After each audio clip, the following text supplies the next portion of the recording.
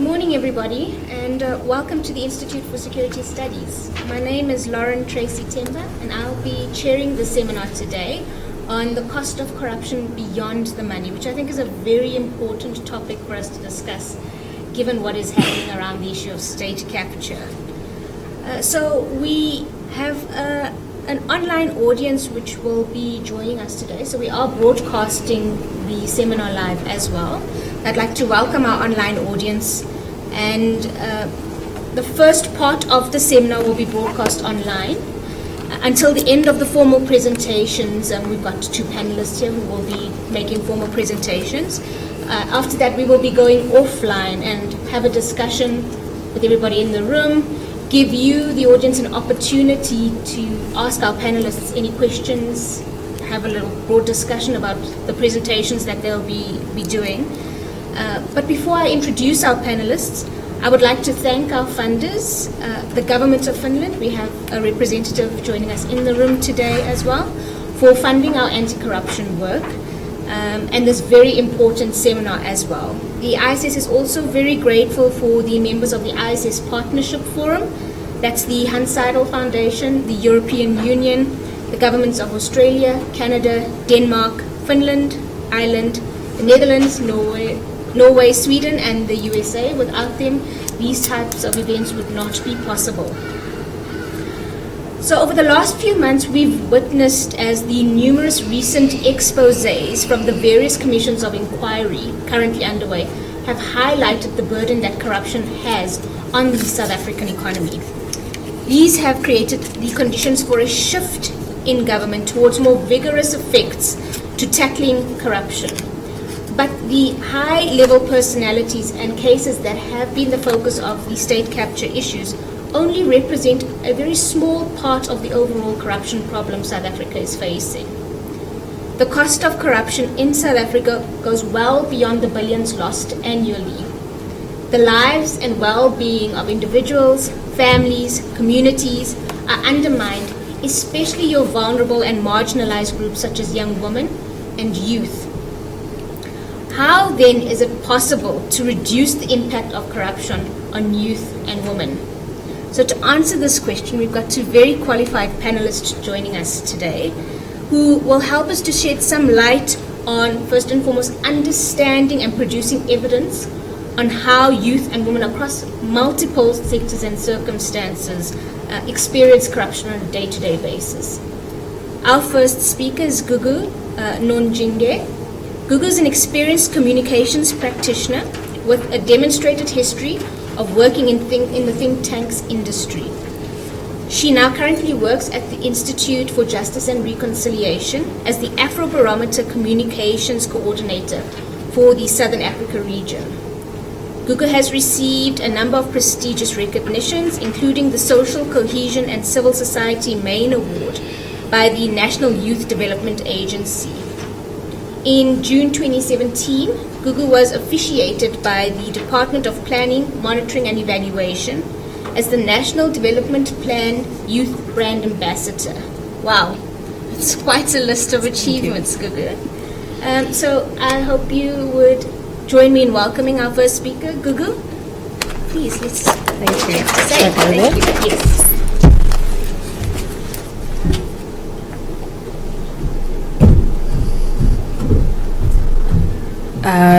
I nearly said, is it morning? Morning, everyone. My name is Gugu Nonjinge, and I work at the Afrobarometer, and I'm based at the Institute for Justice and Reconciliation in Cape Town. As Lauren mentioned, I work as a comms coordinator for the region. So today I'll be speaking mostly on citizens' perceptions of corruption, not just in South Africa, but also giving you a bird's eye view on what citizens are saying about corruption across the 34 countries that we've surveyed as Afrobarometer. So at a glance, my presentation today will pretty much look at how corruption is on the rise. We're going to see that on an average across the 35 countries that we surveyed for around 7, more than half, about 55% of all citizens think that corruption in their respective countries has increased over the past 12 months, and only 23% think it had declined. We'll also see that bribery demands are a regular occurrence for many, more than 1 in 4 citizens who have accessed public services, not just in South Africa, as I mentioned, but across the 34 countries, have mentioned that they've had to pay a bribe in order to access the services. Again, we'd also see that corruption hits the most vulnerable the hardest, and Lauren has identified the youth and the women in the continent as those who are mostly affected by corruption. So for those who do not know what Afrobarometer is a Pan-African research network. It measures citizens' perceptions or citizens' attitudes on areas around democracy, governance, the economy, civil society, and other topics such as elections. It started in 12 countries in 1999. We now currently just finished our round 7 surveys, and in 34 countries, which was conducted between 2016 and 2018. We are now about to start our round 7 countries, and now we're going into 37 countries with Uganda as our last country. Basically, the goal or the objective of the Afrobarometer is to give citizens a voice by providing high-quality data to policymakers, institutions of higher learning, and, of course, policymakers, academics, news, and so forth. In each country that we work in, a national partner is selected to conduct the survey. So these are just the list of countries that we've worked in. The ones in the orange are the ones that we've done 7 rounds of surveys. So this helps us when we're doing longitudinal data, when we're tracking changing citizens' perceptions on respective themes. The ones in the gray, which is, for example, Ethiopia, are the ones that have only done 1 survey. Sometimes this is also affected by the political climate in the country. Because we want to be as independent as possible with our data, we try not go to countries where we know that the government might want to actually impact or have an influence on the data or the citizens' perceptions. The methodology that we use quickly is we make sure that our sample size is conducive of adult citizens. All respondents are randomly selected. We make sure that we interview our citizens in a language that they're comfortable in. And again, our sample sizes range from 1,200 to 2,400 adult citizens, which yields a margin of error plus minus 2 percentage points. We can speak more on this at a later stage. The demographics of the people that we surveyed over the 34 countries that we worked in, we make sure there's a 50-50 representation of men and women. Again, same as residence, the education, and religion. Again, we can already speak on these slides at a later stage if you require me to. So going into the findings, we look at the perceptions of corruption in this continent. So from the 34 countries that we surveyed, more than half, as I mentioned at the beginning, of the citizens that we spoke to actually say that corruption has increased in their countries. In South Africa alone, 2/3, about 66 in 10, 64% South Africans say that the level of corruption in their respective countries increased somewhat a lot in the past year, which is also, again, an improvement from 83% of those who thought so in 2015 when we conducted our round 6 survey. In as much as 64% is still relatively high, but also there has been quite a percentage point decline from the perception of increased corruption in the country by South Africans. And only 1 in 6, about 16%, actually think that corruption has declined in South Africa. While again, a majority of South Africans, about again 6 in 10, 58% at this point, believe that ordinary people can fight corruption. About an equal proportion, 63%, say that reporting incidents of corruption risk retaliation. Therefore, in as much as citizens can do something, but they fear that there might be negative impacts on their lives. So this is the data that I just presented. When you look in the chart, 83% in 2015 in South Africa said that the corruption had increased compared to when we did our latest round of surveys. Again, the data shows a decline in the perceptions of climate change in that regard. When it comes to government fighting corruption, in this question we ask citizens how well or badly would you say the current government is handling the following matters. So basically handling corruption. Have you heard enough to say? And then a significant proportion in 2018, about 70% say that the government is doing really badly or fairly badly when it comes to handling corruption in the country, compared to those who said in 2015, which is 79%. So there has been a 9 percentage point decline of those who say government is doing badly, even though it's still relatively high. Again, of those who are saying that the government is doing very well, fairly well, there has been a 20 percentage point increase compared to our previous round of surveys. And that's what we use our longitudinal data to see in terms of there might have been something that the government is doing correctly between 2015 when we done our round 6 survey and in 2018 when we conducted our latest round of surveys. Hence, the proportion of those who are saying that the government is doing fairly well in fighting corruption in the country has slightly increased. When we asked the citizens whether they agree or disagree that ordinary people can make a difference in fighting corruption, in 2018, which is the red, 58% strongly agree that people can fight corruption or can assist in the fight against corruption. Again, that's about 2 percentage point increase compared to our previous round of surveys. Again, what's striking is the fact that there's about 35% of those who say in South Africa that citizens cannot help in fighting corruption, and that's a significant number. And again, it's still an increase compared to the data we collected in 2019. So meaning which there is again something that happens in communities so much that citizens feel strongly about not speaking against corruptions in the country or whatever is happening in their surroundings. Can citizens report corruption without fear? We asked in this country, can ordinary people report incidents of corruption without fear, or do they risk retaliation or negative consequences if they speak out?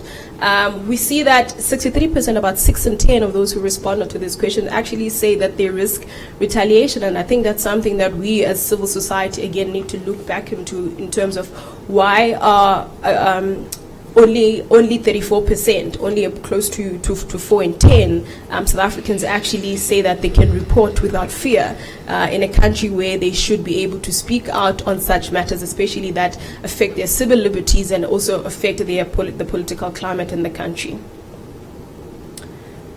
Again, when we looked at the response to reporting corruption, the question that we asked in the survey is how likely is that you could get someone to take action if you went to a government office or other public institution to report the following problems, or you haven't had enough to say. And we focused if you went to a local government office to report corruption behavior, like misuse of funds for bribery by government officers, police or school or clinic staff. Majority of those who responded, about 53%, 5 in 10, said that they're not likely to get a response when reporting these incidences. And about 40% actually said somewhat likely or very likely. And then we went and looked into corruption in various institutions. From the 34 countries that we surveyed in this previous round, amongst the key public institutions, police are most widely seen as corrupt by Africans. 47% of the people that we interviewed or spoke to say that most police are corrupt, and police are rated amongst the most corrupt institutions, not just in South Africa, but in the continent, as I mentioned, in the 34 countries that we worked in. The proportion of South Africans who think that most or all officials in the presidency are corrupt decreased by 7 percentage points, from 46% in 2015 to 39% in the previous round, which was conducted between 2016 and 2018. Popular perceptions of pervasive corruption showed little improvement with regards to the parliament, about 44%, and rose by 9 percentage points when it comes to judges and magistrates.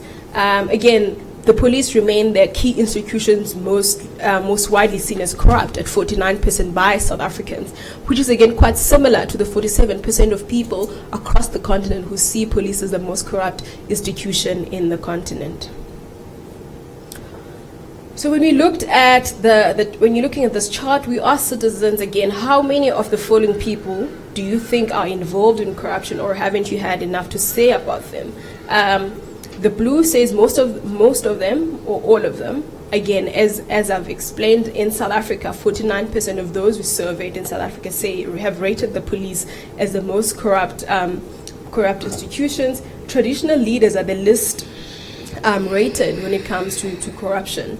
And then we see police followed by local government councillors, MPs, government officials, which are closely, the top 5 of those who are ranked as most corrupt by the citizens in the country. And most of them are the ones that are actually elected into office by citizens. And for me, that also kind of does rig the trust in institutions, the trust in those officials, public officials that the citizens have in the country, and not just in the continent at large. When you looked at perceived corruption in the presidency, parliament, and courts, in these questions again, we asked how many of these people do you think are involved in corruption, or haven't you heard enough to say? And this data shows percentage of those who says most or all of them. In 2018, when we're looking at the presidency, which is the orange, you can see about 39% actually say that 39% said that people in the presidency are the most corrupt.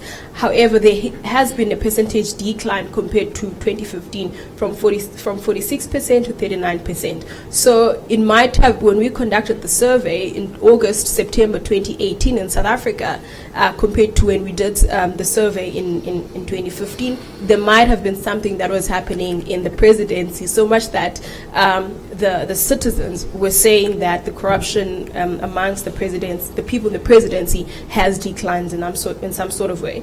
Again, it was quite similar to the MPs. There has been just a bit of a decrease in that perception. However, surprisingly, judges and magistrates, there has been a percentage, about close to 10 percentage point increase of those who said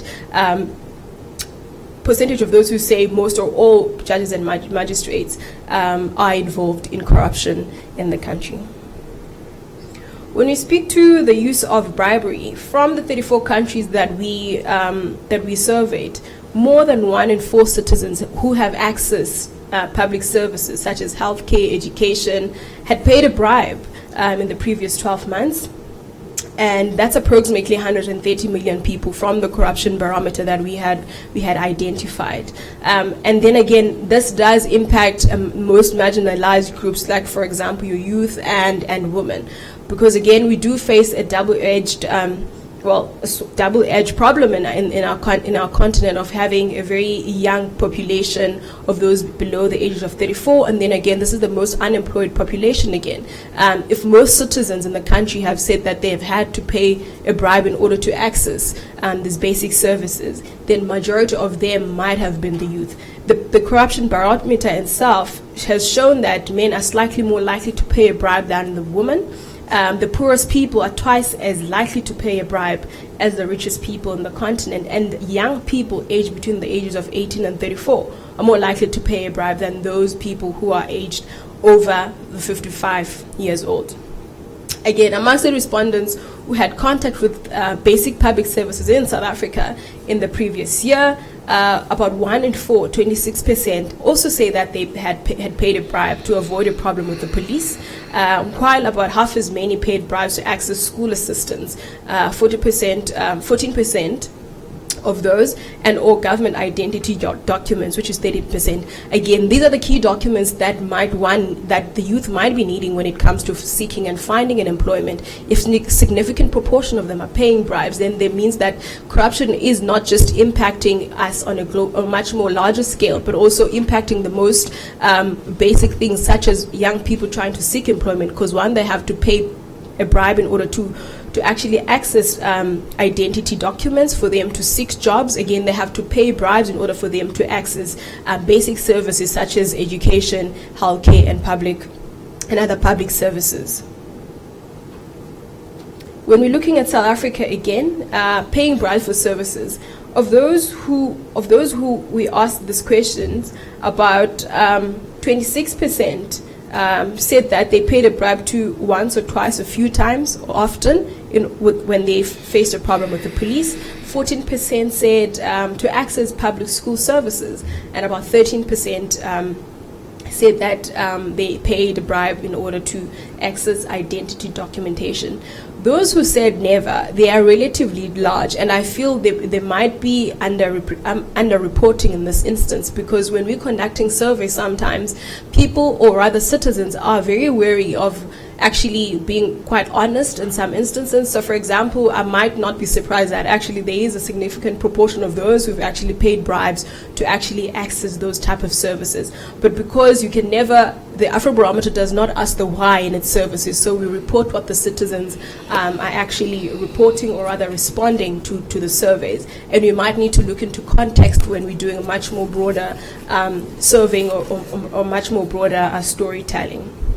But this is pretty much what the Corruption Barometer shows, and the survey in South Africa actually looks at when it comes to citizens' perceptions of corruption, not just in the country, but also in the continent. And it offers us a much more, a broader room for us to debate on, in terms of, in as much as there is corruption in the continent, in the country, what are citizens actually saying? And I feel like in such discussions, more than anything, we miss the scope of what citizens are actually saying about corruption, and we tend to report from the other side. And I think this type of data offers that that context in order for us to take into account citizens' perceptions and hearing the voices when it comes to areas of corruption. But thank you so much. You can follow our releases on Twitter and Facebook, and follow #VoicesAfrica. Again, this data is available on our website. For those who want to run their own data, you can visit our online data analysis tool. Thank you. Thank you, Gugu, for that very insightful and quite frightening at times presentation, especially when one considers that as many as 64% of South Africans believe that corruption has increased in the country. And also when you look at the statistics around police corruption and the idea of paying bribes to the very people who are meant to serve and protect you just to get basic services and to feel a sense of protection from these people. I mean, I think that in itself is very concerning.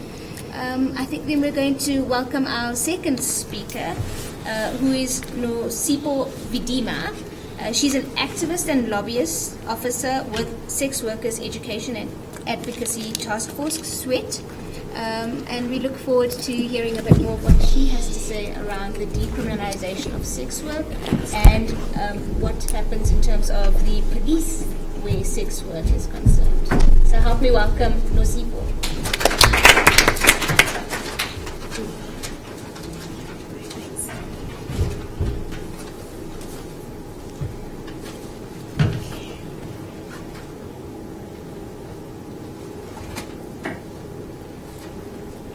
Good day, everyone. I'm going to be speaking around one of the marginalized communities. But as Gugu has pointed out, we are still speaking about women, because mostly women are unemployed in South Africa with the high rates of unemployment.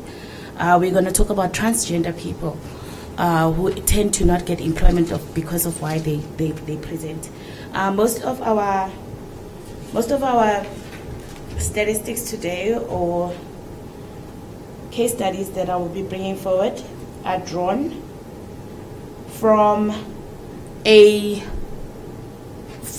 numerous studies, actually, from a study done by Sonke Gender Justice that was done last year in 2018 around policing sex work, a new report that was recently launched a few weeks ago by the Human Rights Watch along with SWET, and some of it comes from our own institution, the Sex Workers Education and Advocacy Task Force, obviously working with institutions like Sonke Gender Justice, Women's Legal Center,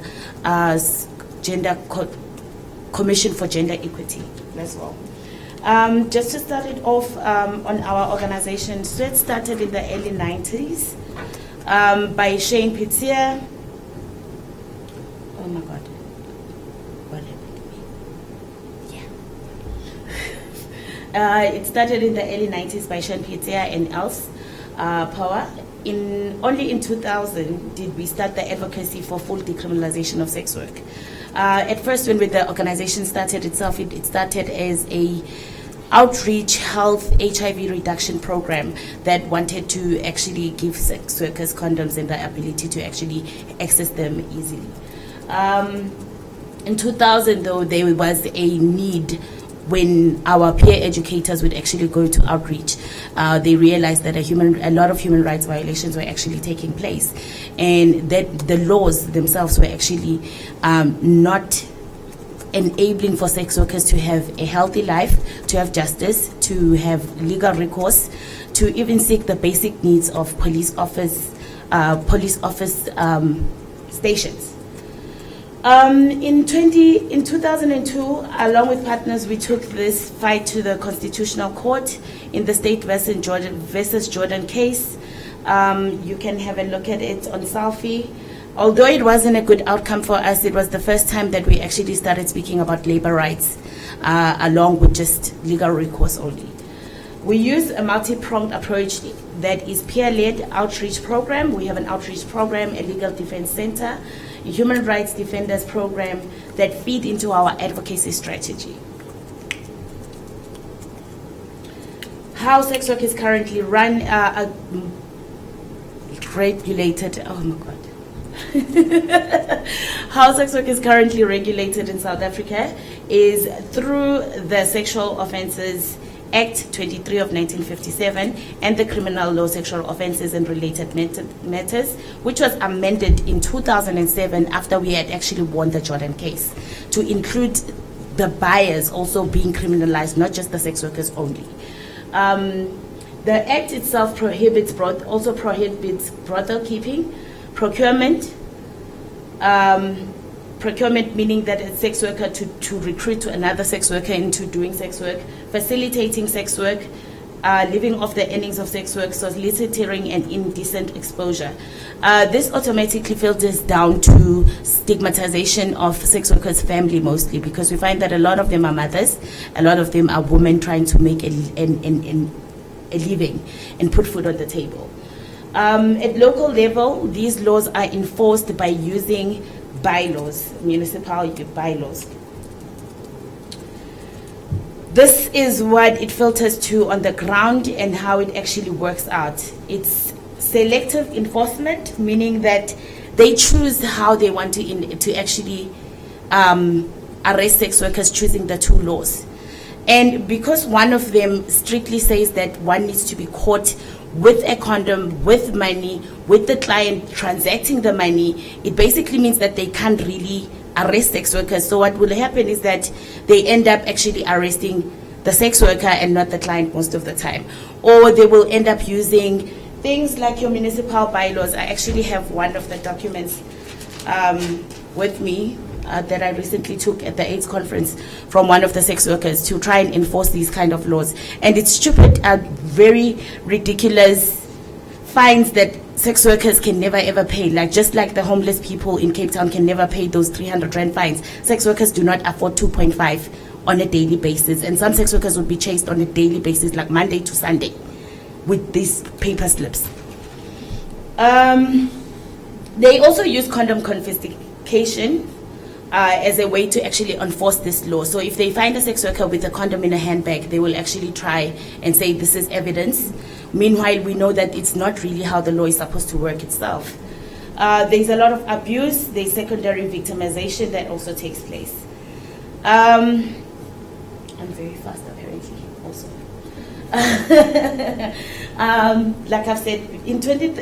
Like I've said, the Sexual Offences Amendment Act criminalizes the client by prohibiting buying and rewarding someone for sexual acts. Clients are not arrested or targeted nearly as much as sex workers. In 2011, one of the studies done by Women's Legal Center and SWET itself found that SAPS, which is the South African National Police Statistics Report, revealed that only 11 clients were convicted for buying sex compared to the many arrested sex workers in the same year.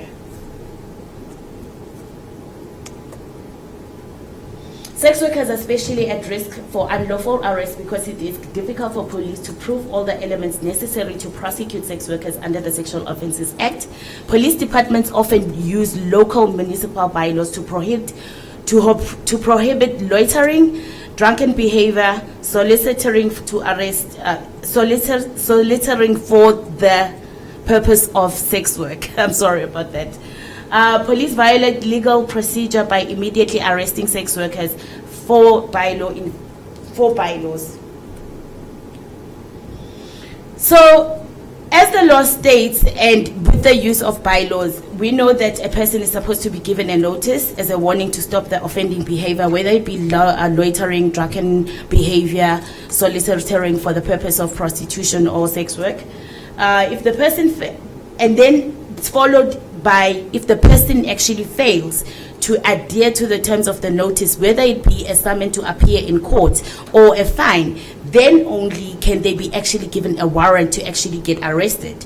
But this is often not the case. What we see is that they get this paper, 2 hours later they put in the van, 3 hours later they're still being driven around wherever the police had picked them up, or in darker bushes and dropped off there, sometimes naked, sometimes they are asked sexual favors, sometimes that's the bribe they pay to actually get away from this. So like I said, arrest is only allowed as a last resort following failure to pay fine or respond to court summons. It's not the first option. One of our biggest reports that we did was condoms as evidence. We did it with the Women's Legal Center, and a lot of sex workers just kept on complaining about the same thing. If the police officers knew that you were actually working as a sex worker on a certain street, be it Fort Trekker Road on the Western Cape, you would be coming off the club and not necessarily doing sex work on that day, but they will profile you, and if they find a condom, they would either ask for this money, they would either ask for the sex, they would either give you a fine, and if they still find you after 2 hours later, no matter if you were not doing actual sex work, they will still arrest you. And this also comes back to our outreach programs. So we have a van that goes out, like I said before, to the street to give sex workers the condoms. But then we find that our workers themselves are finding that the police officers will actually wait for this van because they know sex workers will go to the van to ask for the condoms or to take condoms or to get STI testing or HIV testing. So they wait there, and this is part of the targeting, but they also arrest some of our workers as well. There is a peer education program here at Wits Health Reproductive Institute, where we actually had like 3 of our peer workers actually arrested in one night from different spots, especially around Pretoria, what is it? I'm sorry, I'm not from here. Kempton Parkside, one night, and they were just targeting them. So we find that most of the women still will carry the condoms, right? Because this is the only way for them to actually do their business. It's a tool. And without this tool, that means that condom negotiation becomes very hard. It means that they are forced into more violence from the client. Because if you're not carrying a condom, what are you doing on the street? And if you're offering me a service, then you better be carrying a condom, kind of a situation.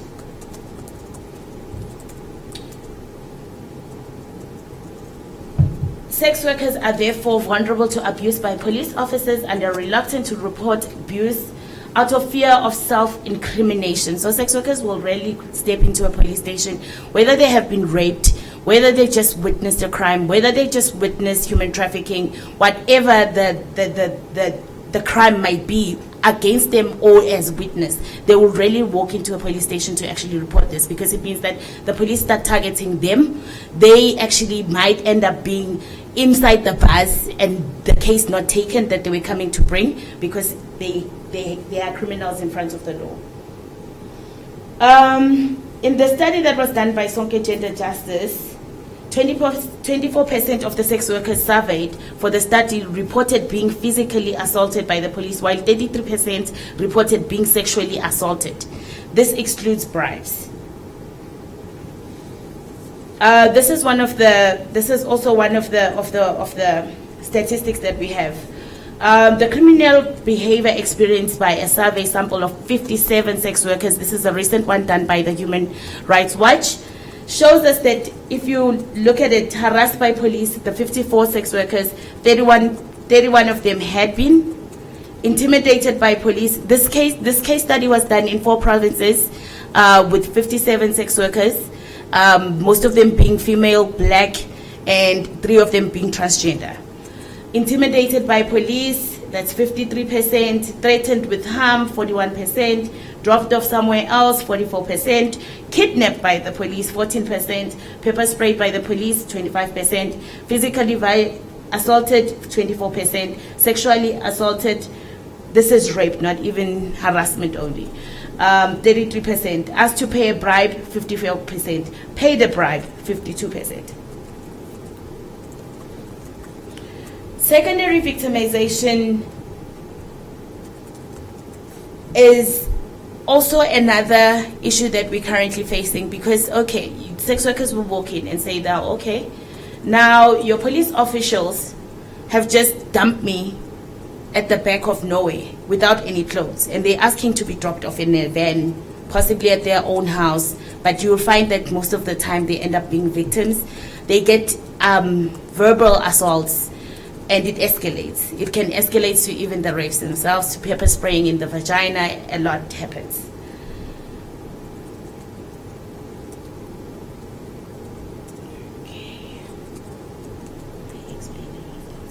So in February 2019, one of the sex workers, and I will not say the name because we are there, a 44-year-old sex worker attempted to file a protection order against an abusive lover after an attack.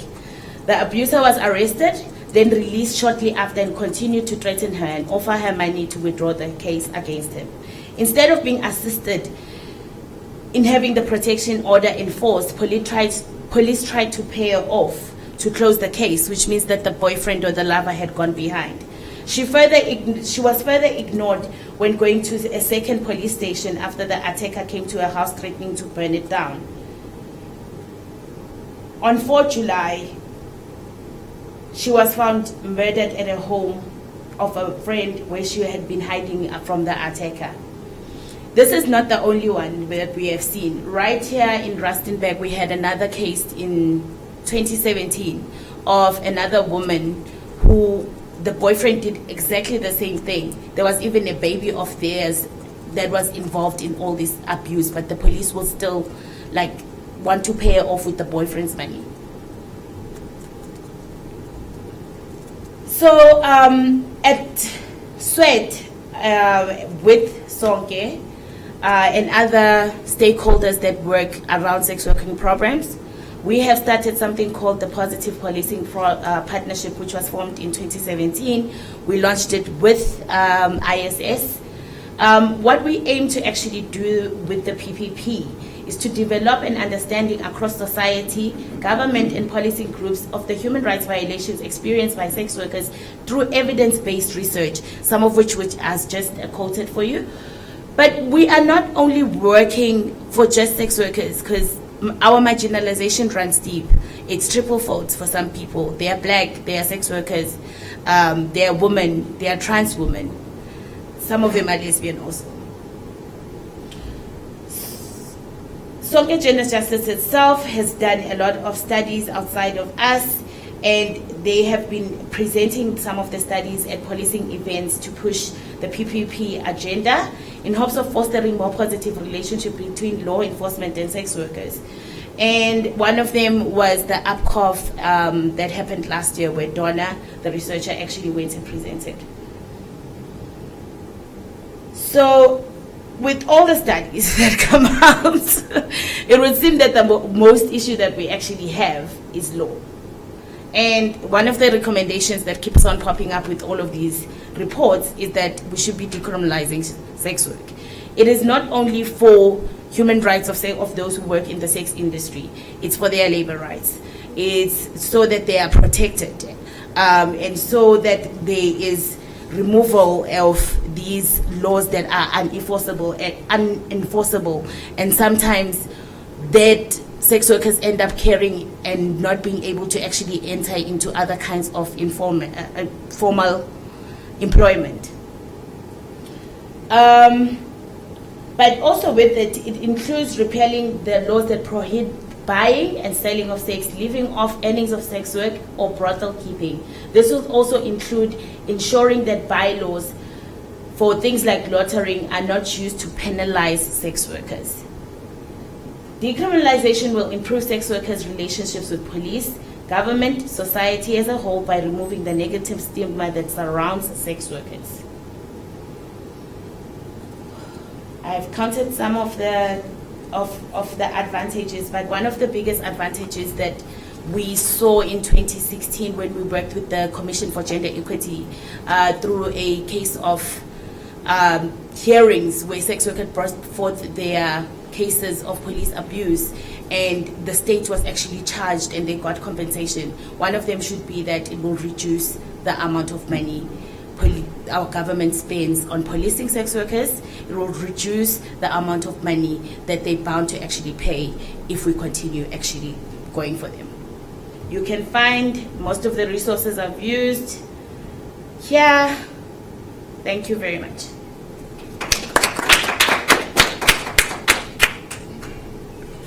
All right. Wow. It's very interesting. I mean, I'm just shocked for the examples that were given in that presentation, especially when you consider that these are women who are literally trying to provide for their families, for their kids, and they are having to face these dangers, in just trying to do that. I mean, having to pay 2,500 Rand as a bribe, having to be a sex worker and trying to provide for your family. I mean, I just couldn't understand the kind of pressure these women are put under. But before we lead into a broader discussion and get some questions going from the floor, I'm going to say goodbye to our online audience and thank them for joining us. And then we will open the floor for some questions for our panelists. I would also just like to thank our panelists for some very thought-provoking and very interesting presentations. Well done. Thank you. And I'd just like to comment on the all-female presentations, panelists that are up here in the spirit of Women's Month, which I think is very good as well. Goodbye to our online audience, and we will open the floor for discussions. It is under Chatham House rules, so anything that is said in here would require the permission of the speakers if you want to quote them in any way. So I think let's